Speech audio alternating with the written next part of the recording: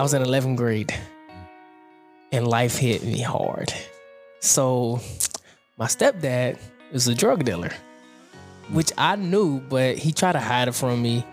But I pretty much knew. So I remember being in 11th grade and the principal called me to the office.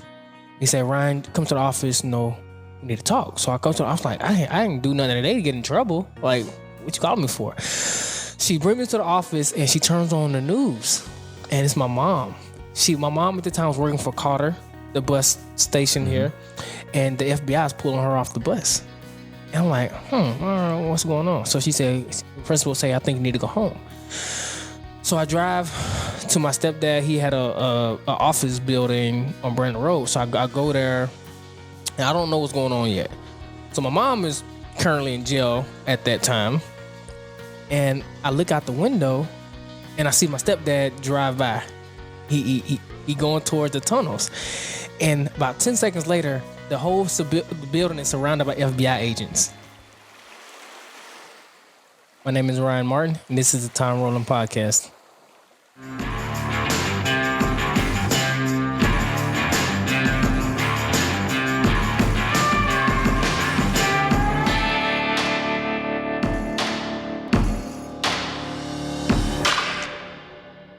Hey, everybody. Welcome to the podcast today. Boy, do I have a great guest for you today. We're going to take a little departure from the world of fishing, and we're going to go to the world of boxing. And the reason that we're going to go there is for a few reasons, actually. One, it's an absolutely incredible story. Two, absolutely incredible person that has risen to the heights of professional boxing. There are tremendous lessons on mindset, tremendous lessons on attitude, tremendous lessons on work ethic, and just the ability to overcome things that aren't perfect in your life. And that is certainly the way with our guest and what he's been able to do. Ryan Martin is a two-time world champion in boxing.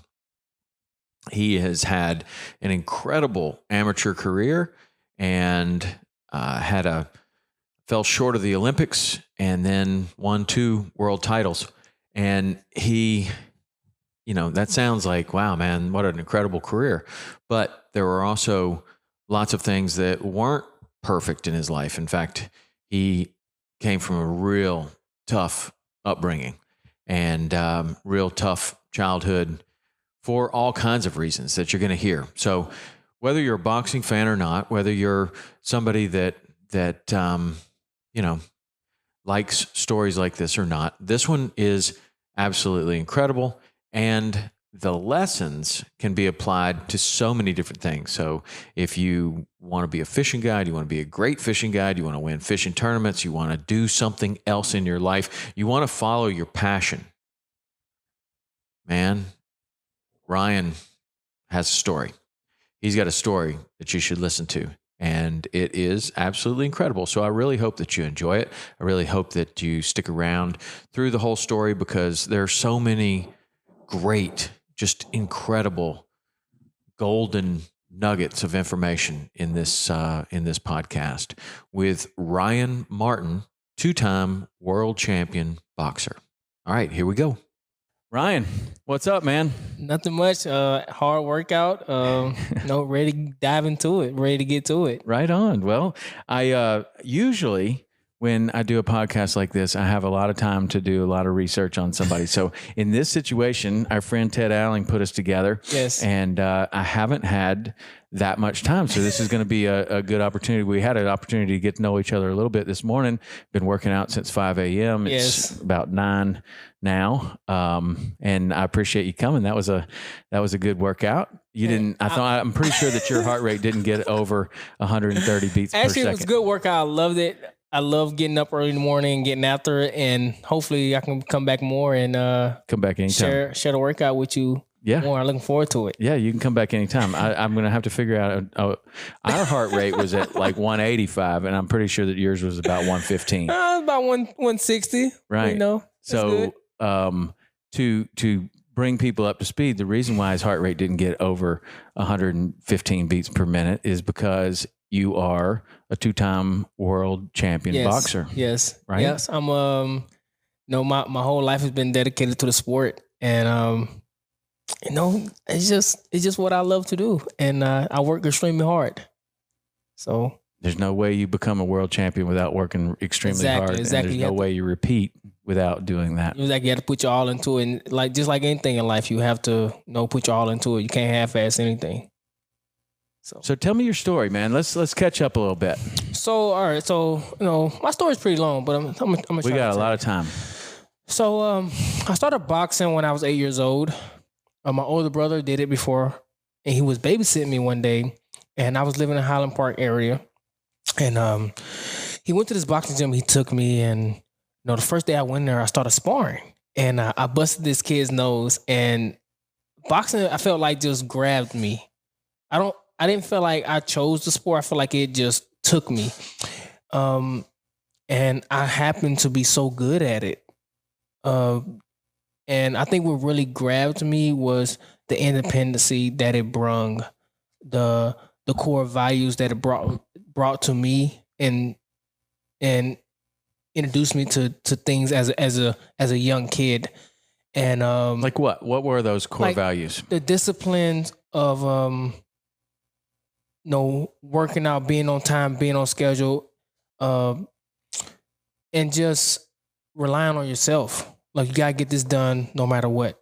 Now, a lot of that comes from a coach. Did you have a good coach? I had a good coach, great coach. His name was Andy Smith. He's in Chattanooga. And but as I was growing up, I started traveling around the country, winning these tournaments, and I was number one in the country from the age of 8 years old to 15 years old. I was winning everything, and I grew up. I grew up pretty happy. My mom moved here from Ohio. She met a man, and they got married. And I moved down here from Akron, Ohio, to Chattanooga. And my stepdad's name is Kevin Albert, and he treated me better than his own son. He treated me he treated me better than my own dad. He taught me how to drive a car. He got me Christmas presents. He's just so proud of me that I was, doing well in school and in boxing. So winning these tournaments, growing up, I was going to all these national tournaments, winning here, winning there, number one in the country.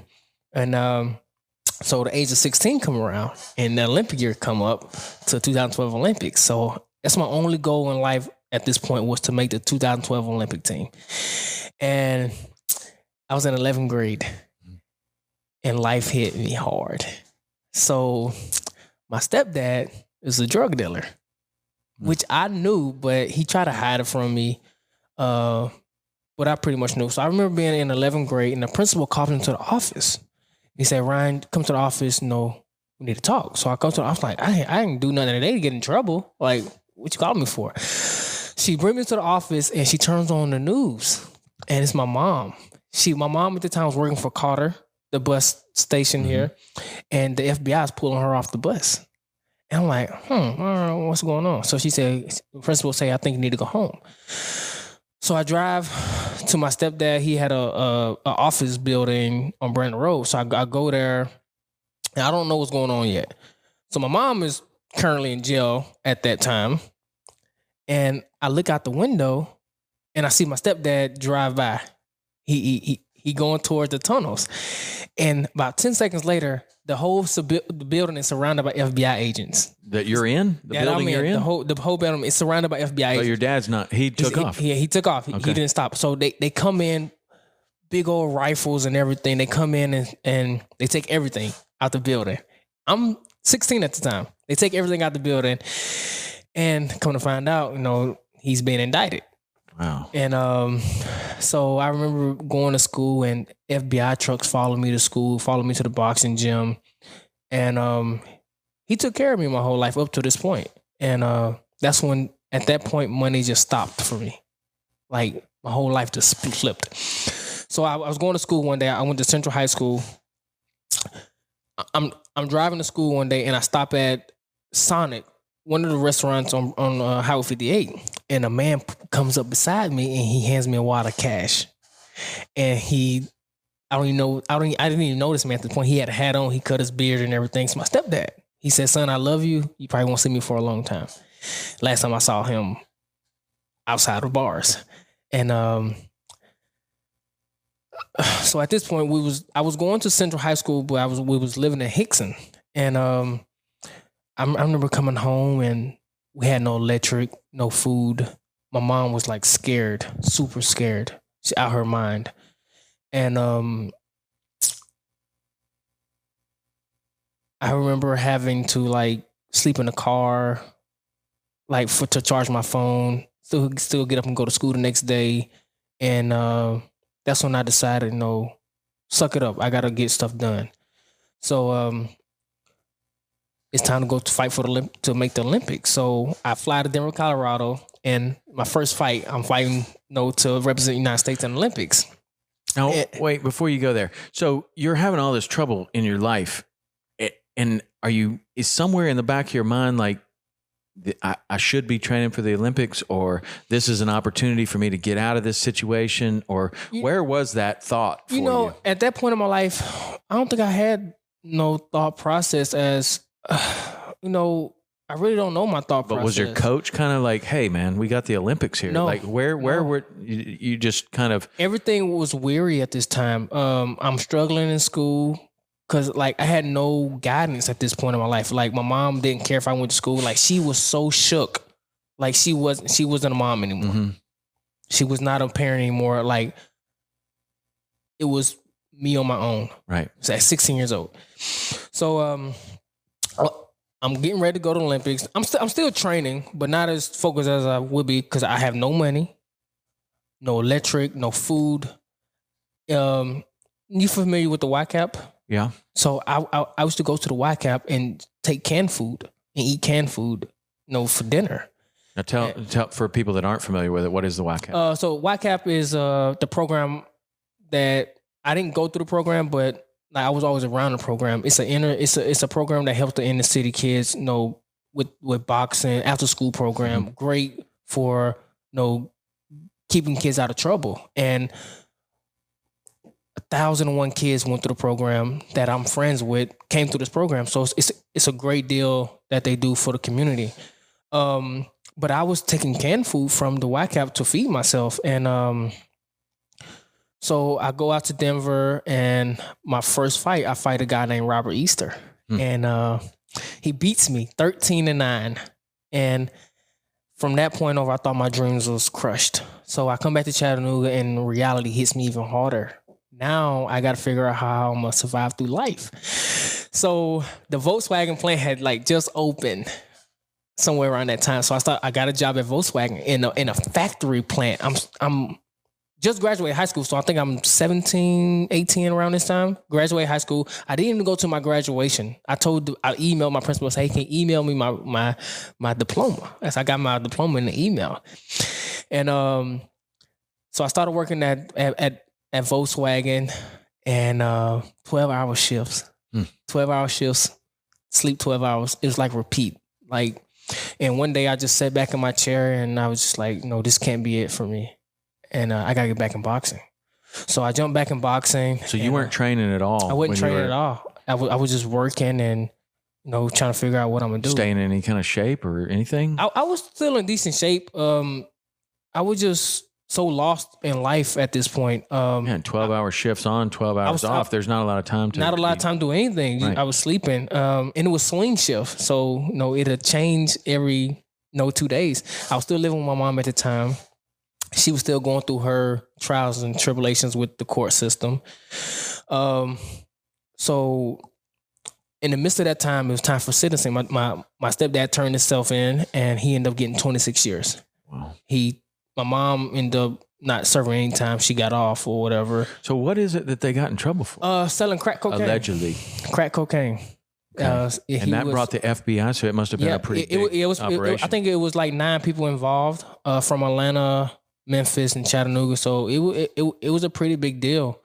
And so my mom, me and her got into an altercation where she ended up putting me out the house. And I always tell people I've been on my own since I was 16. Since I was 16, I felt like I've been on my own to survive for myself. And I feel like in life, between boxing and my stepdad has taught me everything I need to know to survive. Like, be a man, no matter what, go out and get it done. And so I moved to Red Bank. I got my own apartment in Red Bank. I'm living on my own. And I quit Volkswagen. And I said, I got to get back in boxing. So I get back into boxing.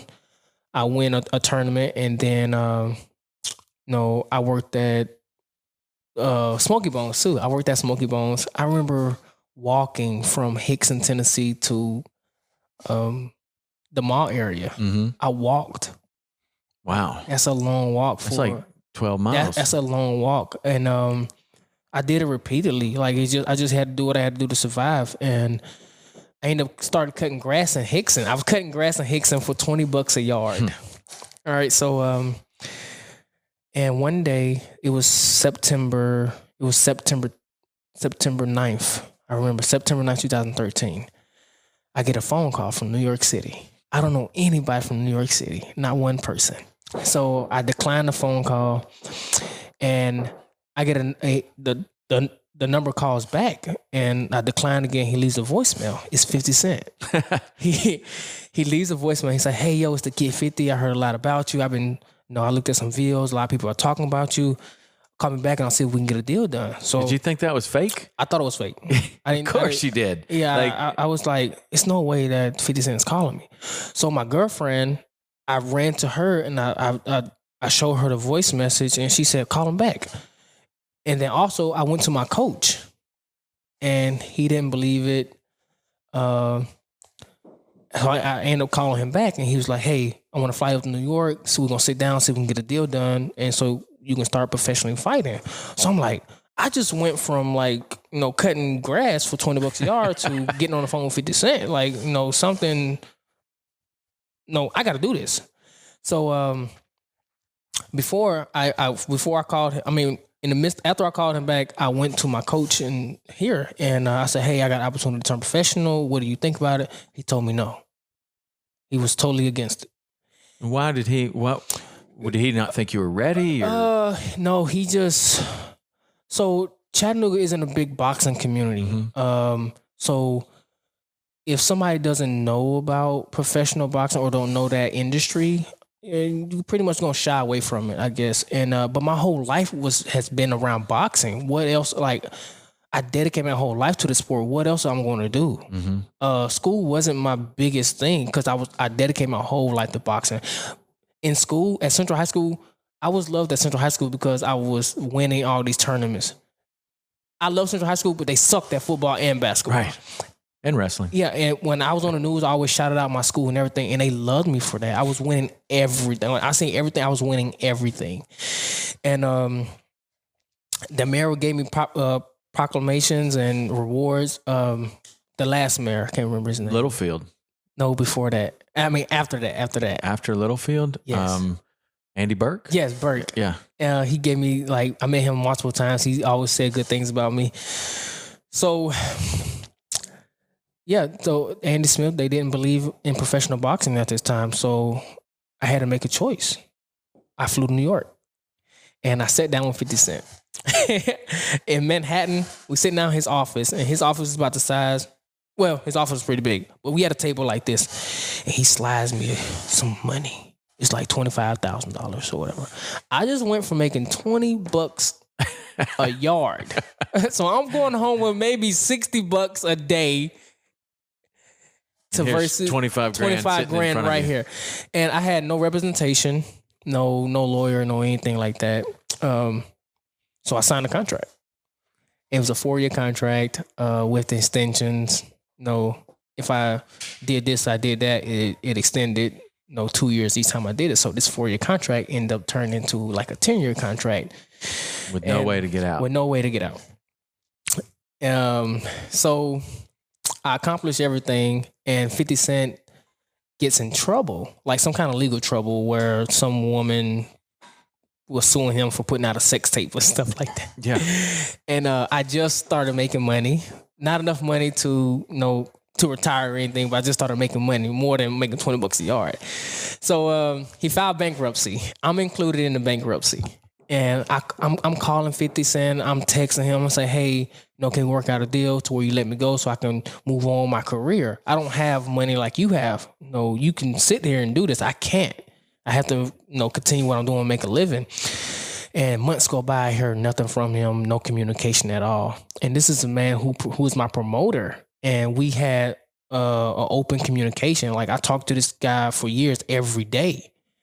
A very smart guy. Probably one of the smartest guys I ever met. And so finally we come on an agreement where I had to pay him X amount of percentage over a course of years. And we still keep a relationship to today. Not as close as we was, but I still talk to him every now and then. Are you out of that contract? Yeah, the contract is over with. Everything is square between us. But I remember going through that time with him where the boxing media outlet they would try to get me to say something angry about him or something bad about him. And I would never have something bad to say about a man who gave me a start in my career or helped me. I was cutting grass when he called me. And I couldn't say I wouldn't be where I'm at without him, but he helped me get to where I'm at today. And I'm thankful for that. I'm thankful that he actually reached out to me to turn professional. I'm from Chattanooga, Tennessee. Like, how many professional boxers come from Chattanooga, Tennessee? Has there ever been one? Yes, but not on the level I'm on. Mm-hmm. No disrespect to them, but right. It's really levels to boxing, and I'm that good. So moving forward, I'm living in Cleveland, Ohio at the time. And 2016, I get a phone call at 3:00 in the morning. Me and my girlfriend are in our place, and I get a phone call at 3:00 in the morning. It's from Chattanooga PD. And I'm very friendly with some of the officers, and I get a phone call 3:00 in the morning. I'm like, this is weird. And it's the Detective Scrubs. He calls me. He's like, hey, Ryan, I got some news to tell you. Your little brother is, dead. Oh, man. So I'm like, what? He's supposed to be off in college. So he ended up coming home for, I think it was Christmas break. He comes home and he gets in a car with some of his friends. Uh-huh. And he's right on Brandon Road, and he went up one of the back alleyways. He's sitting in the front seat. He got somebody driving, and two of his other friends are in the back seat. And in the car, this is what they assume happened. One of the friends in the back of the car, sitting behind him, shoots him in the shoulder. So somehow he opens the door, he falls out the car, and he's running up the street. And all the guys get out the car and they start shooting at him. So he ended up getting shot 15 times, 3 times in the head. And the Chattanooga police say it's one of the worst scenes they ever seen. Wow. They found him sitting on his knees, folded over. He was basically standing up dead. And so I flew down the next day. I never cried that hard in my life, actually. I flew down the next day, and I got to go see him at the morgue, fresh. And it was the most gruesomest thing I ever seen. Seeing my little brother, like that. And it's that's terrible. It's pretty bad. Just seeing him like that was wow. It just brings everything to center. Thinking about it just brings tears to my eyes. But even at the funeral, to talk about him, this one, gang violence in Chattanooga was at its highest. I don't even know what to say right now, but well, how do you rebound from that? What do you? Is that the lowest of the low? That's probably the lowest I've been in my life. Well, no, I actually been close to that, but that right there was heartbreaking for me, and that made me not want to come back to Chattanooga. The only reason I really come back to Chattanooga is I actually love the city, and my girlfriend family here is like family to me. But just going through that situation is like I would never want any parent to go through that situation. Like seeing, even though his dad, we don't have the same dad. He's my half brother, Right. but he's basically we grew up together. But his dad's in jail and his mom, seeing her cry, like no parent should ever have to witness that in the way that it happened, and the images that I seen that I can never forget of his face. Like he had gunshot wounds through his face, and they tried to restructure his face, and it just was horrible. But moving on from that, just I take that in the ring with me. I take that anger in the ring with me, and I try to use it to my advantage the best way I can. But moving forward from that, I ended up moving from Cleveland, Ohio to California. I started training in Big Bear Lake, California. And it's at altitude. And if you ever been to Big Bear Lake, California, it's only like 2 restaurants and 2 grocery stores. And so I've been up there for 4, maybe almost 5 years. Now, we lived in this house. It's a compound. And I was the only American there for all these years. The rest of them was Russians and someone from Kazakhstan, stuff like that. So we formed a brotherhood. We just couldn't speak to each other because the language barrier. But in the gym, we all spoke the same language. Like it was like amazing. And this was when U.S. and Russia was going through things. Right. And I got a video that came up on my phone from memories that I said, no, all this attention going on between U.S. and Russia, and I have Russian friends. And we created this super strong bond. But in the ring, in the gym, we murder each other. And we really try to kill each other. But that made us better. So how do you it's interesting. Like, how do you become friends with somebody that you can't communicate with? I mean, is there just unspoken communication? It's unspoken communication and the dedication. Like you can feel when somebody's dedicated to something because you're dedicated to. Like we have the same passion for this. So when we spar, we really try to make each other better by giving our best. And the way this was set up, so we lived in this house, and let's say it was like this room. Nobody had their own room. It was like we had our own beds, and it was separated by curtains. And so all we did was train and sleep every day. And we try to communicate, but it just wasn't there. And could you at least get names? And we got names. Yeah. We got names. And just the hard work and dedication that we went through, it just like you grind with your brothers. You work hard with your brothers. So you're in one way you're surrounded by people that respect and love you. Yes. In another way, you're isolated more so than maybe ever in your life. Ever. Right after your brother has been murdered. So how was that to deal with? Were you going back and forth on feeling like this is a good place, and then man, I can imagine you were just incredibly lonely there. Dealing with that now that I understand now it was at the start of a depression. It was the start of a very deep depression, which you don't know until you come out of it. I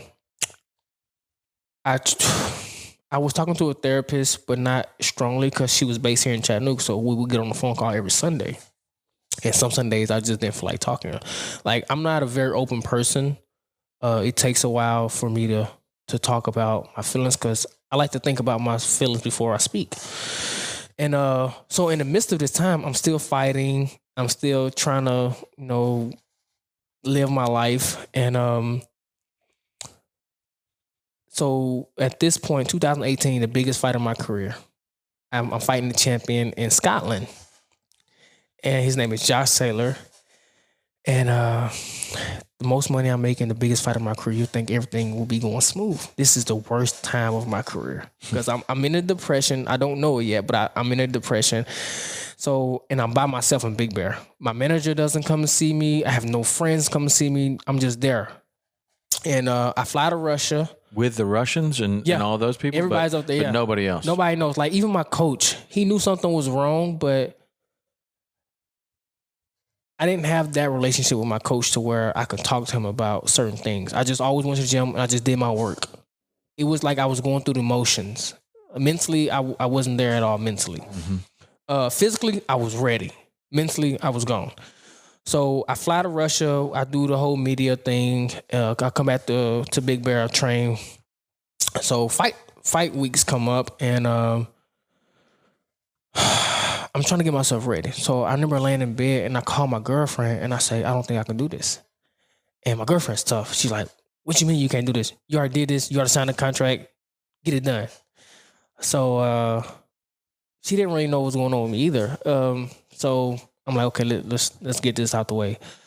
Fly to Scotland, and I just wasn't there. I remember walking down the pathway, and the pathway to me seems like 2 miles long, and everybody's yelling at me and throwing things at me, spitting at me. So the bell rings, and I just know that I'm mentally not there. Even if you see the fight on YouTube, you just see something's not right. Like, I don't throw any punches. I'm just there. And that's my first defeat. And it felt, to be honest, I never said this, but it felt like a shoulder was lifted. I mean, a weight was lifted off my shoulders. It felt like I was relieved. Because you lost. Yeah. Yeah. You hear that with other fighters that say that. Like, yeah. I think more because it was so much pressure on me too, to win this fight. And today it's acceptable to talk about what you're going through mentally. A few years ago, it wasn't okay for you to talk about what's going on with you mentally, especially as an athlete. Right. Nobody cared. Tyson Fury's been very open about that. Right, exactly. Like, he had a very similar kind of deal. Speaking of that, I met Tyson Fury a few weeks before my fight, and he came to Big Bear. Did he? He flew in on a helicopter, and he got out the helicopter with this $100,000 suit on, right? And we went to dinner. And he rented out this like $40,000. He paid $40,000 a month for this house in Big Bear, stuff like that. Something crazy. Like, he's wild. And he gets there. He said, "Hey, where's the party at?" And I was like, Tyson, we in Big Bear. It's no clubs, no parties or anything up here. He stays for 2 days. He leaves. I think he goes to LA. He moved his whole training camp to LA because it was up in Big Bear. It's really.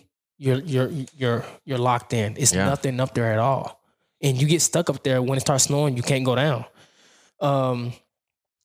But so that is good and bad being there, because if you don't have anybody to talk to, like, what's on your mind, if you just hold it in, and that's anything in life, like, even on a regular basis, if you going through something and you hold it in, it's going to eat you. It's going to eat you alive, and it's going to bring you down unless you talk about it. And that's what happened to me. That's how I fell into my depression. And I wish I had somebody to talk to about my depression. Even my girlfriend, like, I talked to her about everything, but it's just, this was something where I just felt I didn't know how to express it without being angry. So as soon as you would talk about it, you'd get angry. It makes me very angry, and I don't know why. Well, I do. You do. I mean, the story that you've told to this point, and I'm sure there's more, that's incredible. I mean, why it would be incredibly surprising if you weren't angry. Yeah, it's just like, even my parents, it just angers me how I feel like they failed me as parents. I really do. Until I turned professional is when our relationship got better. They see my life as a trophy. Like, I never had that parent love. I never felt like they did everything they needed to do to, show me love. So even I struggle like that with my girlfriend today. I'm not family oriented, but she is. So sometimes we butt heads on family things. But I carry all this into the ring. And that's why I love boxing. That's why I'm so connected to the sport, because it's just me. When you in that square ring, you're exposed. Everything's exposed.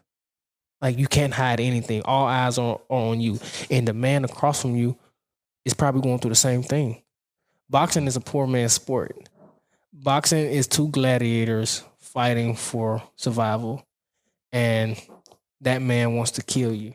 And that's how it really is. It's modern day gladiators. And every time I strap on my boots to go to war, like, it brings me joy.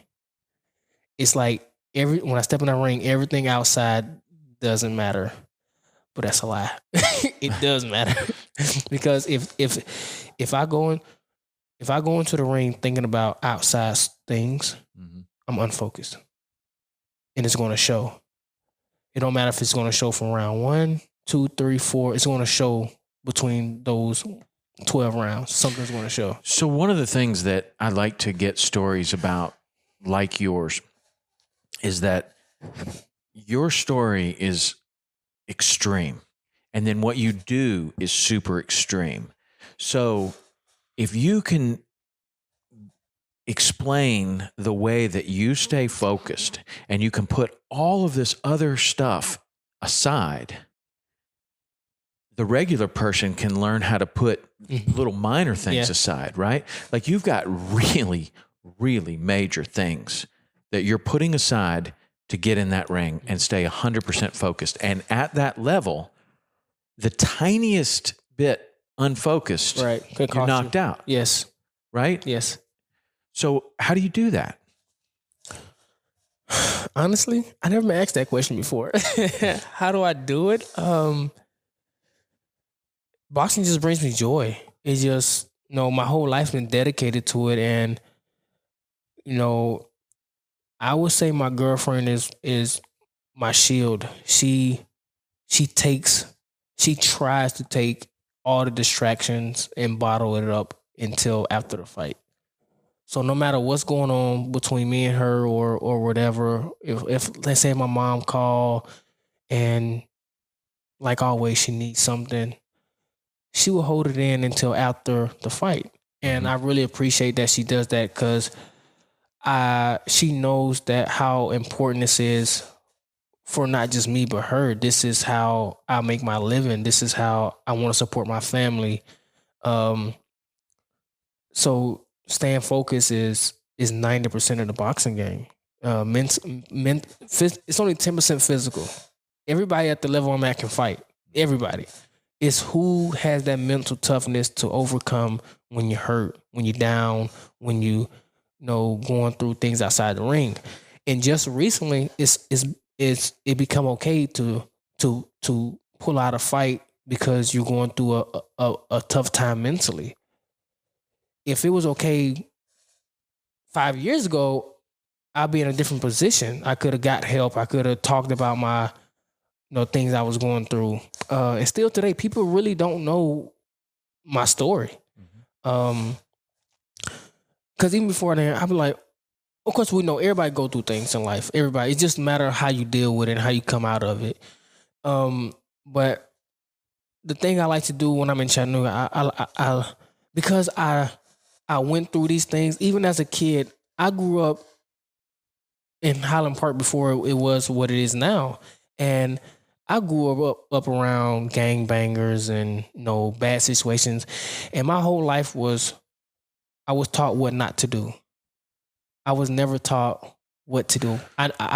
What is in that environment? What is what not to do? Live how my parents live. So you're learning by example. Don't be a crack dealer. Yes, don't do that, and don't like. What was really big on me is having a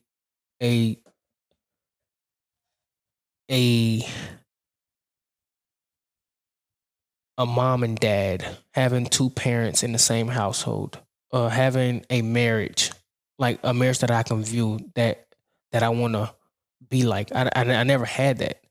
And me and my girlfriend been together for 8 years. And between both of our families, that's the longest relationship has been in our family. Nobody's ever gone. Nobody ever. No, nobody ever. And it's sad. Like, and the kids today in our community go through that all the time. They go through, some kids go through it 10 times worse than I did. And they still have to get up and go to school, perform, and do these things. But you just have to know what not to do and what you want. So when I was living in Highland Park, the Smiths used to pick me up basically every day. I basically lived with them, and they took me to Hickson.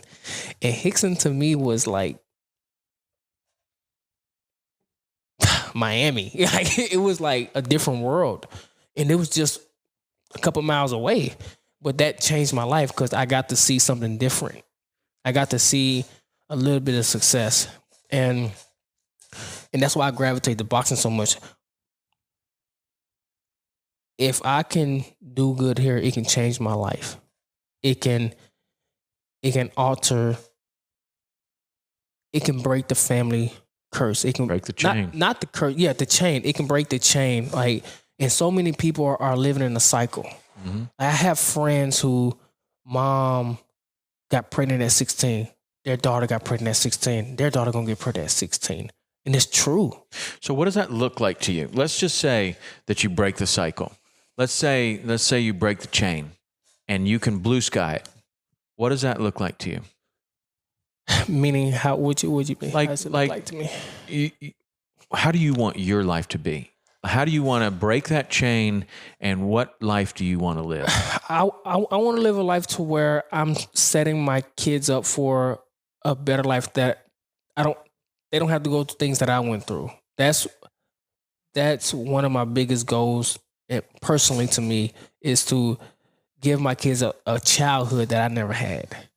I didn't feel like I ever had a childhood, and like a real childhood to where, I can't recall memories with my mom.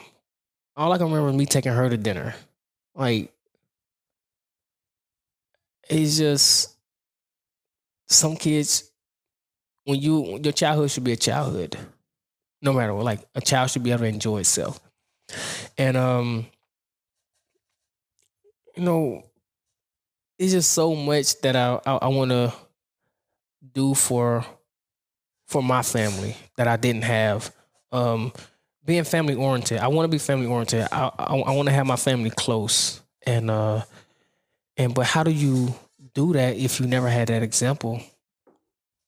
Right. So that was the next question. So how do you do that? You seek out mentors? Yeah, you seek out mentors. Ted Allen, he don't even know it. He motivates me so much. Even as a kid, like I never looked at Muhammad Ali or Mike Tyson as a person I wanted to be like. I was motivated by not being how my parents was. How, like, my dad, I remember him telling me for years as a kid, he's gonna send me a Christmas gift. Never got it. I remember me waiting. Man. And I still think about it today. And what I still struggle with today, and I prayed on it a lot, is forgiveness.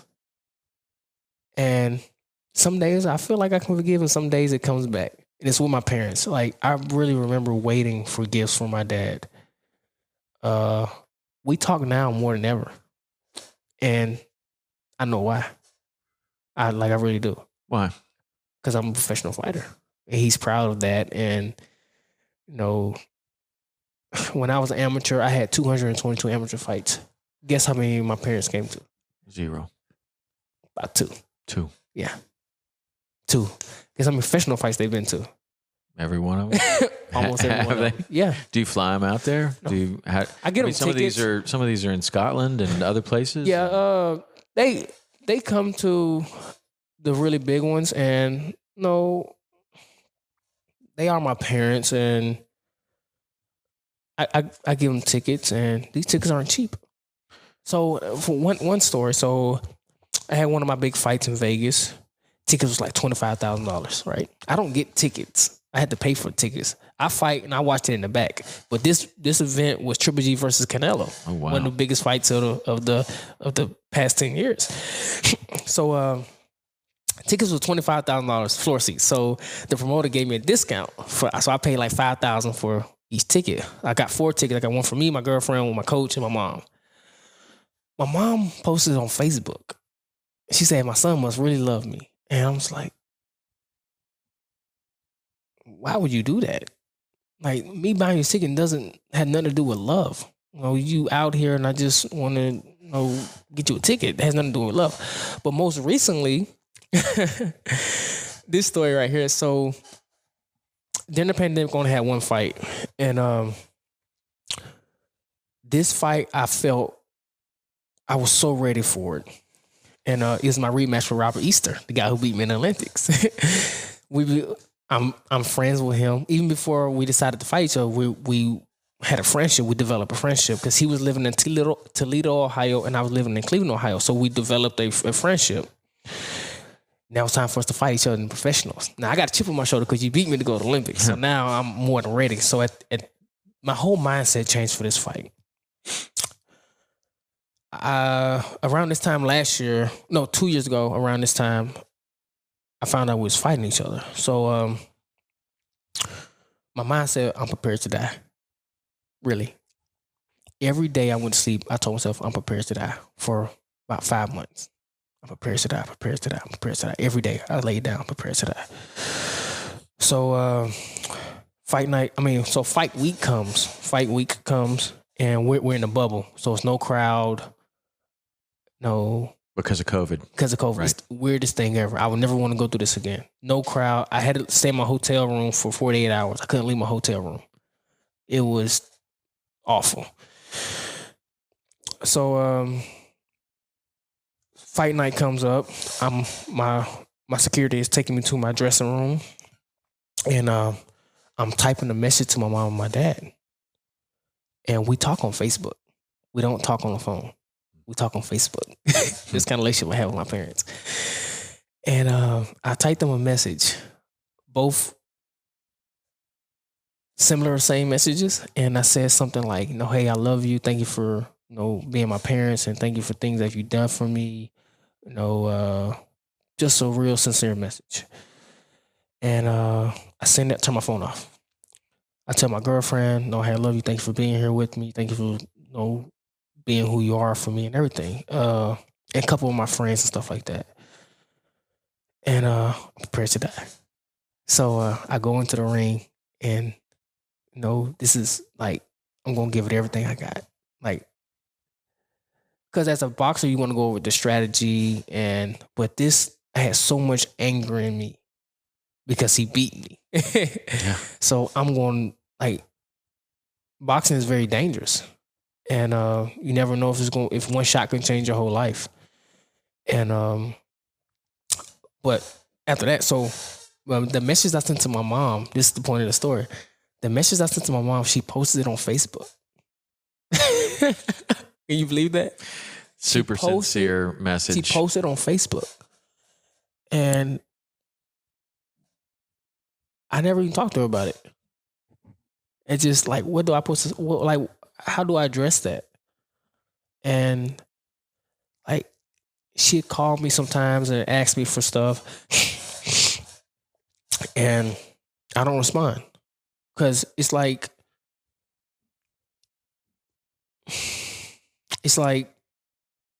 she wants me to take care of her. You never even took care of me. But I know I shouldn't hold that against her. But I only get paid when I fight. I didn't have somebody teach me how to, this is another thing with the school system. I think the school system need to teach kids finances. Sure they do. How to balance the check. I didn't learn none of this until, 4 years into my professional career. And she just thinks my life is free all, be all. I don't have no bills, no responsibilities. No, it's I only get paid when I fight. So I have to balance myself. She works a job. How you never have any money? I don't understand that. So she called me she need this bill paid. She had one incident 2 years ago. She moved out her boyfriend's house. This was Christmas Eve. She needed a place to live. So I got her apartment. We're moving in on Christmas Eve. I was so irritated. And she ended up moving out a few months later, back in with her boyfriend. It's just, I feel like her life is just up and down. And right. I just hope one day she get it together. That's part of breaking the chain, though. Exactly. Right? Like that's part of breaking the chain. Yeah. You see that and you don't want that. Yeah. And so you need to create stability in your life. Yeah. And then there's the forgiveness. And then meanwhile, my stepdad's still in jail. And well, it couldn't be more stable than that. Like that's, you know what? I mean, that's like every single day is the same, same thing. Like talking with him is like living in the past. He's been in there for, maybe I think 15 years so far. And it's like talking a tape recorder every day. And it's sad. But he know what he did. And I mean, I love him to death.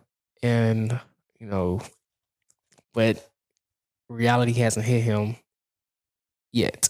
When he gets out, it's going to be, he'll be 60 something years old when he gets out. Yeah. Have nothing. Have absolutely nothing. And I try to tell kids today who want to be a gangster or want to be this or that, what the rappers rap about today, they don't really live that life. They just selling it. And some of these kids really want to live that life, and it's no retirement from that life. Right. It's only two places that you guaranteed to go, dead or in jail. It's only two places guaranteed. It's only two places guaranteed. And I've seen that 20 times. No drug dealer retires. You just don't.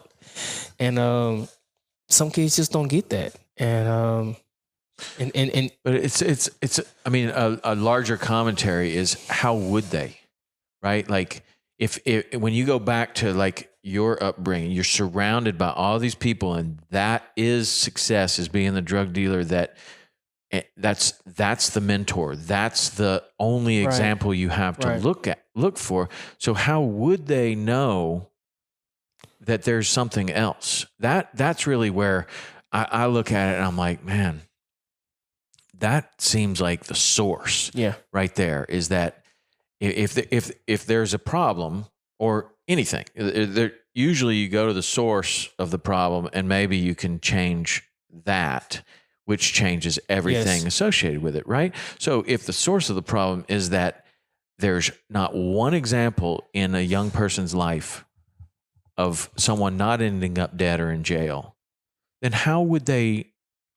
How would they do better? I think it's up to that individual. I think it's ultimately up to that individual.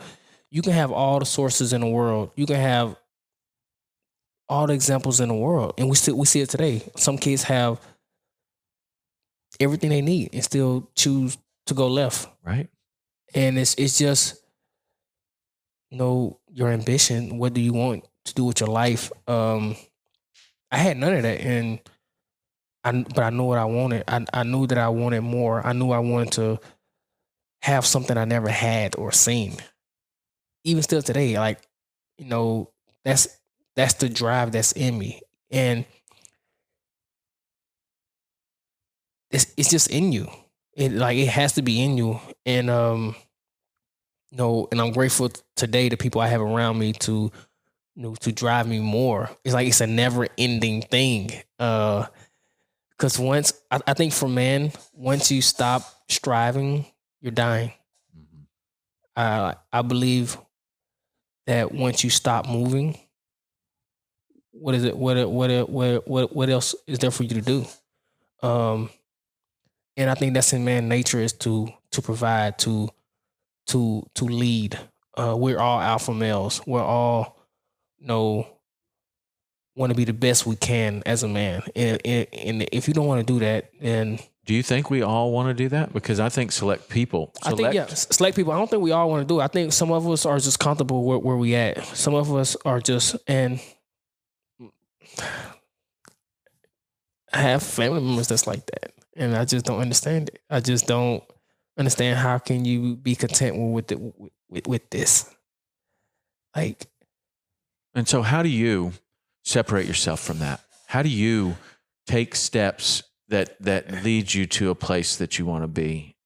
You're basically climbing out of despair, basically, and you're doing it. I mean, you're doing it. You're a two-time world champion. First of all, you've made unbelievable, incredible accomplishments in the athletic in the athletic realm, but you're also doing it on a personal level. Yes. Now, there are tons of people that we were talking about just before. Some guy got a whole bunch of money. He buys a Lamborghini or something. He crashes it into somebody else, and he's done. Yeah. Right? Like, money is not the answer. Yeah. Money may be even a faster road to the problem of being dead or in jail. Right? Yes. Yeah. So when you're successful in the athletic realm, you still have to overcome this personal thing, which is a mindset. It is, learning from other people. I don't know what it is for you, but you're doing it. So success for me is, success for everybody is different. Yeah. Success is whatever you choose, whatever your goal is. Mm-hmm. Don't let somebody else set your goal for you. And, you can be successful in academics, sports, whatever you choose to be. When I go talk to kids, most of the kids think they want successful in sports. No, that's only a little bit of your life. You have to live life after sports. You don't live life in sports forever. So how I judge my success is that I'm able to do something I love, so it never feels like work. I truly am passionate about what I do. I did it for free for years. Mm-hmm. And I'm just in love with it. I'm in love with the bad and the good of it. It's just phenomenal that I get to, do this for a living. And most people don't. Most people don't even get to, even step into what they love to do. And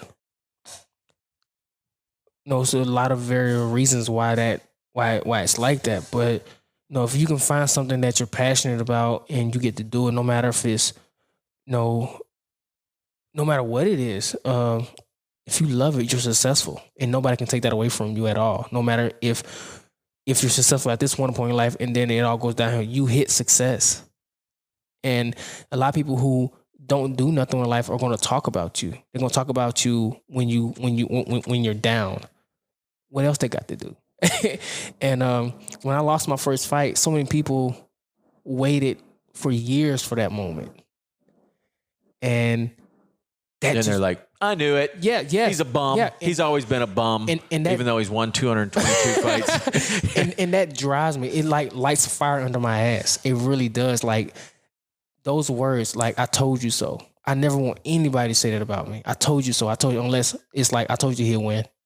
I told you he'll get that. But when somebody say I told you he'll lose, it just drives me. But not everybody have that kind of mindset. Yeah, but you know what? And like your post outside says, it's all about the mindset. Mindset's everything. It really is. Like if you set your mind to something, it's going to get done. If I seen something today, I think Jeff Bezos said it.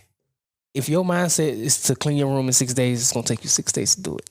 If you decide to do it in one day, it's going to be 1 day. So, you set your goals and it's going to get done. If you set a goal and you have no time limit on it, it's never going to get done. Never, ever. So I wake up every day ready to go, ready to tackle the day, my weeks. And, I just try to motivate people to whatever you choose to do in life, do it, give it your all. Live. Don't live in the moment. And that's something I struggle with too. We talked about it earlier, is living in the moment. I had 24 professional fights and I can remember one of them. And I fought at Madison Square Garden. And it was the best night of my career, still to today, because of, first of all, Madison Square Garden is like the Mecca.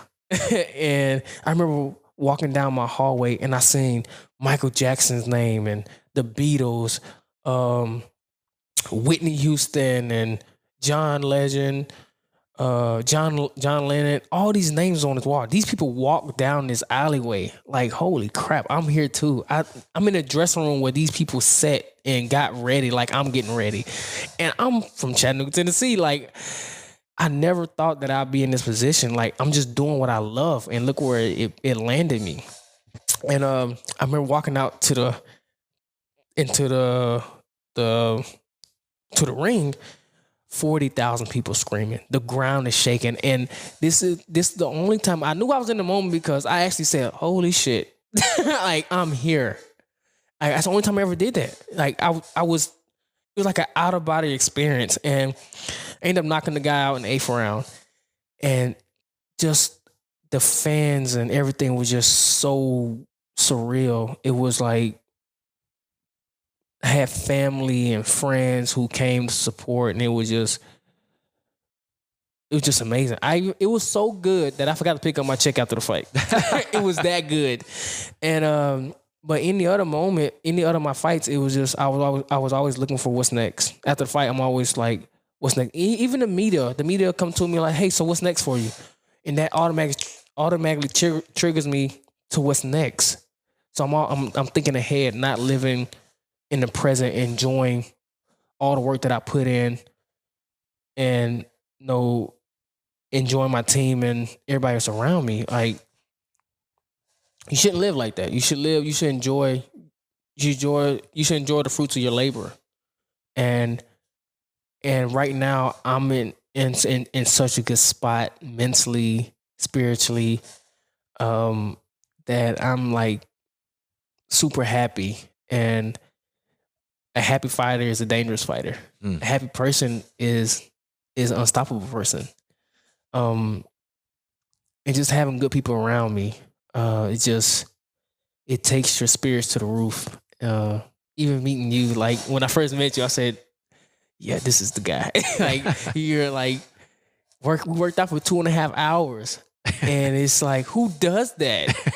Well, a lot of people have said that. So it's like, and I'm like, we match each other's energy, and it's just like, I don't have too many people around me that can do that. Like, I have 2 friends my age, and our friendship is on a string, because life takes us different ways.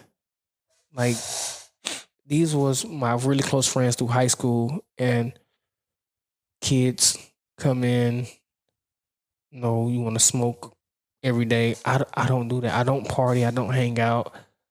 My life is my career. Mm-hmm. I'm so focused, so I don't go out. I don't hang out for no reason. Why would I spend 4 hours of my life partying for no reason? I don't understand. I really don't. Like, why am I doing this? You just went backwards 3 weeks. Exactly. I just don't. And I'm grateful for my girlfriend isn't like that either. Like, we can sit at home. That's why the pandemic didn't change my life not one bit. Not one bit. Not people change, like, oh, I'm stuck at home. People panicking. Oh, we can't go nowhere. We can't do this. I do this every day anyway. So it's nothing different from me. I train, come home, sleep. That's my life. I got stuck in Florida. That's the only thing that changed. But hey, who complains when they're in Florida? Florida didn't shut down. Nothing changed. So it was life is still the same through the pandemic for me, except for when the toilet paper went out. So I'm stocked. So, but yeah, man, my story is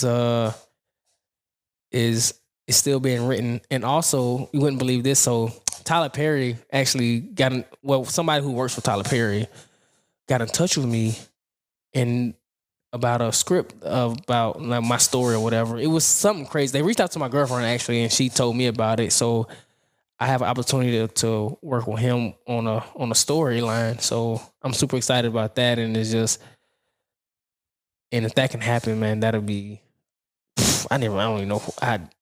It's out of nowhere, it just came up, but that'll be something incredible. That would be incredible. Yeah, it would be. But you know what? If that doesn't happen, you'll It's make something else incredible. Still incredible. That's not the only thing, man. Yeah. When you've got the attitude that you do and you've got the direction and the trajectory that you're going, that opportunity may come, it may go, but there'll be others. You'll create other opportunities. 100%. And it's not like, I mean, that's like the scarcity mindset versus the abundance mindset of, you know, that opportunity may happen, it may not. Yeah. Like lots of people get movie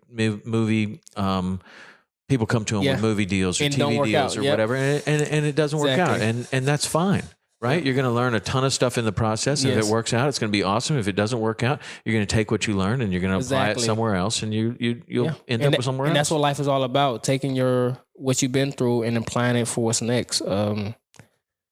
You know, some people just don't get that concept. Yeah. Some people don't. So now you're embarking on a new chapter, really. Yes. Like you're right now you're a little bit in limbo. You're about to go to a new team. Like Yep. what is next? I mean, we talked about living in the moment, but what is next? So I just signed my new management contract with this great guy from his name is Ken Jones. My new manager, so so many names. He's based in LA, so hardworking guy. I'm definitely looking forward to. I'm meeting him next week actually. But I'm heading to Colorado Springs, Colorado. So I'll be training there, and then between there and Omaha, Nebraska. So I'm very excited to be, isolated again. And I'm very excited to be training with Terrence Crawford. He's number 2 pound fighter in the world. Wow. And he's actually fighting November 20th in Vegas. Is he your weight? What weight does he? Weight class, 2 weight classes above me. So what is your weight class? My weight class is super lightweight. Which is how many pounds? I'm in between lightweight and super lightweight, so 135 and 140. Okay. So I'll be fighting between both of them. But I will be sparring with Terrence. No, I'm the type of guy that my pride is like gets in the way of everything, and it can be a bad thing, it can be a good thing. That's why you need other people around you to tell you, no, you ain't doing that. So I don't back down from any challenge. I like to face my fears. And I think that's where a lot of people limit themselves. A lot of people limit themselves because they're scared. They're scared to take a chance. You can't be scared to take a chance. You'll never know what's going to be the outcome if you never do it. And I would say about 90 people in life are stopped because of that. Like, people I've ran into that say, what if? If you just do it, it wouldn't be a what if. Like, just do it and give it your all. So they're saying, like, what if I did this, but then they never actually do it? Right. Or what if this happens to me? Well, what if it don't? What what's the other side of what if? Like, think about that. What if you do this and this comes out on the other side? Like, even some local fighters here who say, I want to be like you. Well, if you want to be like me or be similar to me, you have to be ready to take risk. You have to, you can't be scared. You can't let your fear hold you back from success. Like, what if you get in there and you do this? It's a good thing. And and I think 90% of people in the world live like that, and that's why they're limited to certain things. Like, just get out and do it. Yeah, it's a self-limiting behavior, like a self-limiting belief that you can't do it. And then there's stuff that I've struggled with before throughout my career is like you have the fear of failure. Like, what if I go in there and I get knocked out? Yes. But then there's also the fear of success. Like, what if I go in there and I make all this money and then all my friends don't like me anymore and I have to move away and, now I'm living in this house over here and I don't have my friends anymore. A lot of people are limited by the fear of success. And that's, actually, I never thought about that one before. Yeah, well, it's a real fear. And it's like, well, I don't want to be too good because then I won't be popular anymore. And all of a sudden, I'm sure you've experienced it in your life. When you start winning everything, people are like, oh, that guy again. Yeah. Right? when is he going to get beat? Like, and, Yes. and then they start talking, and then people that you thought were your friends start talking. Yes. And then, that's a real tough one it was a real tough one for me to get over. Like, how do you deal with a fear of success? Because that is a real fear. Yeah. Just as limiting as a fear of failure. Because a lot of people won't even try because they're afraid they're going to fail. And then there's other people that won't even try because they're like, I know I could do it, but what's going to be the outcome of me doing it? That's a tough one. But you've done really good. And so you think this time next year you're going to be fighting for another world title? Yeah. So the plan that I heard from my manager is that this time next year he wants to have me fighting for a title or in title contentions, which I'm super excited about that. As soon as it can happen, the better it is. Well, I mean, you're already like in the mix, right? Like you're a 2-time world champion. Yep. So if you move to a different weight class or something, you're going to be considered as one of the top fighters. Yeah, I'm definitely highly ranked. But even if you move to a different organization, it's all about moving in the right direction, moving the right way. As you know, you follow combat sports. It's all about matches, like who you match with, styles, and basically just being in the right position at the right time. Even look at Floyd Mayweather's career. He was in every position at the right time. When he fought Pacquiao wasn't in his prime. Right. He's past his prime. He's even hurt. And had a shoulder injury. Right. And it's just like, and Floyd capitalized on that moment. He's smart. He's very smart. He's got smart people around him. Very smart. And you know what's funny? He never even graduated high school. Yeah. Well, there's a lot of different types of intelligence, and there's a lot of different types of smart. And he obviously has been. He definitely really has good. It. Yeah. And although he doesn't take care of his money very well. Exactly, and he can't read. So he can't read.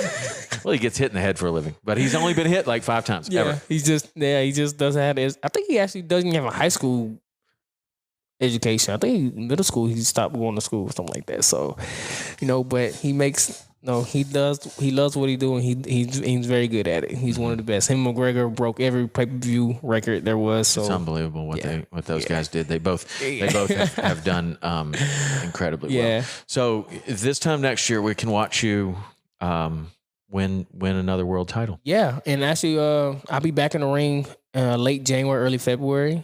Hopefully I either be fighting on a major streaming app or Showtime or ESPN. So I'm looking forward to that. And then one of my goals for my career is to fight here in Chattanooga. Right on. Yeah. You can bring a big fight here. That's my goal. It has to happen. It has to happen. And we can I know a couple of people that might be able to help out. That has to happen. That's been my goal for, but it all comes down to the right time, the right moment. And I think it'd be something special for the city, something special for me personally. To be able to fight at home. I've been to some of the biggest venues in the world, and I don't think any of them will make me feel how I will feel when I fight here in front of people, the city that I love. No matter where I go, I always represent Chattanooga on my back. It's just, even all the places I live, I always come back to Chattanooga. Always. It's just, amazing city, amazing people. And this is just my core root. Like, this is my home, and I love it. Right on, man. Well, you're you're doing really awesome. Thank you. So I got 2 questions to close this out. In life, sometimes you have things that you can negotiate with, and then you have the non-negotiables.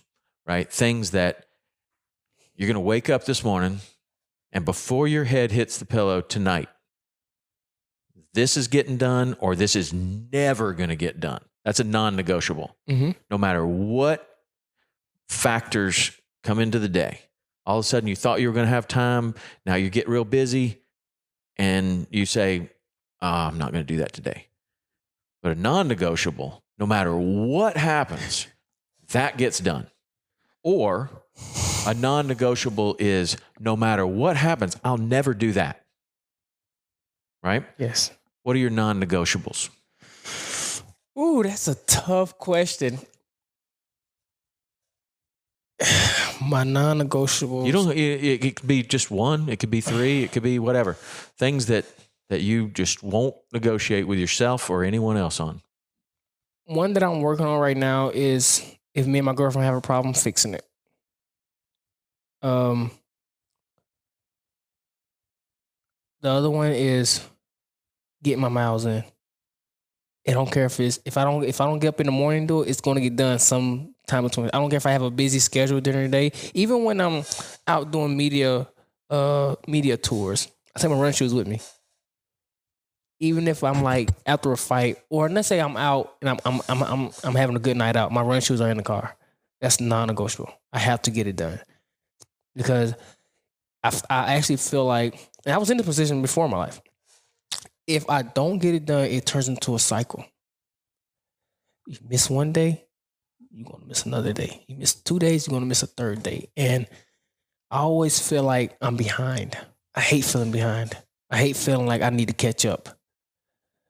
I was always taught that if you stay ahead, you'll never have to catch up. It's harder to catch up than anything else in life. And most people find that out on bills. Once you get behind on a bill, you get hit with late fees. It makes you so much harder to catch up, which I really don't understand. If somebody's behind and you hit them with a late fee and you're working a regular 9 to 5, it's so much harder to catch up. Yeah. And they're not doing it for you. They're doing it for them. It's gonna lead to other things that's gonna get you behind. So sure. And that's something I dealt with growing up too, seeing that. So those are my two non-negotiable items. Okay, I like it. All right. If everything was wiped away, your world titles, everything's gone for whatever reason. What are 3 things that you would want to leave for anyone? Number one is inspiration.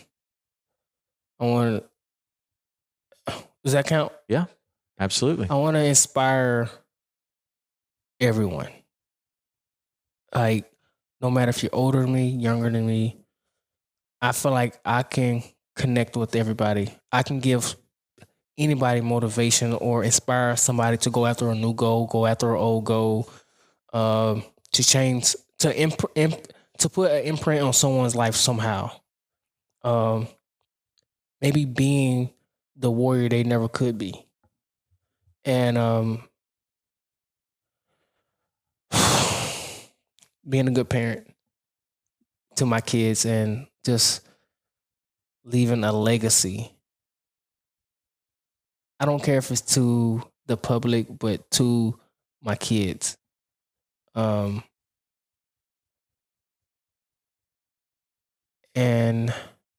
fix a relationship with my parents.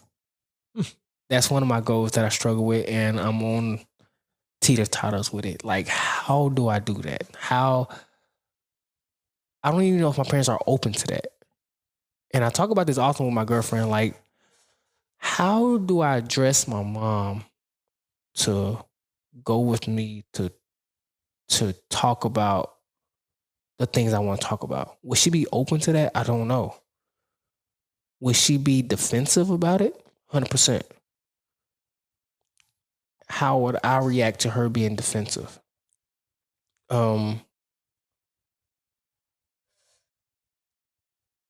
Just her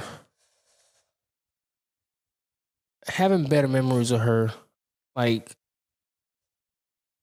I don't know. It's kind of hard to explain. Well, you know what? There's one way to find out. Exactly. Get it done. It's just like we just talked about. And that's negotiable for me. Because like I can be like this one day and then she'll like do something to me and it's like, it's a waste of time. Yeah. So that's, but I think for my future kids, like, to be inspiration to them that I never had from my parents, and inspiring other people's lives in some shape, form, or fashion. Well, you're doing it, man. You're doing it right now. Ryan, this was amazing. Yes. It's incredible. your story is incredible, and the way that you've rebounded and pulled yourself out of it to the highest heights. It's really amazing. And honestly, your story's just getting started. Oh yeah, it is. It's going to be a lot more. All right, man. Well, thanks for doing this. Thank you for having me. Thank you. All right. If people want to follow you, what do they do? You can follow me at Blue Chip Boxer on Instagram and Twitter. Facebook, Ryan D. Martin. I'm the everyday average person. I just like to hang out. Let me tell you something. Anybody want to go bowling? There's nothing everyday and average about you. Nothing. Anybody want to go bowling? I'm very heavily involved in bowling, and I love it. That's what I do on my off time, and scuba diving. So if anybody wants to do those two things, I'm always open for it. All right. It sounds good, man. All right. That's it for today. Thanks, man. See ya.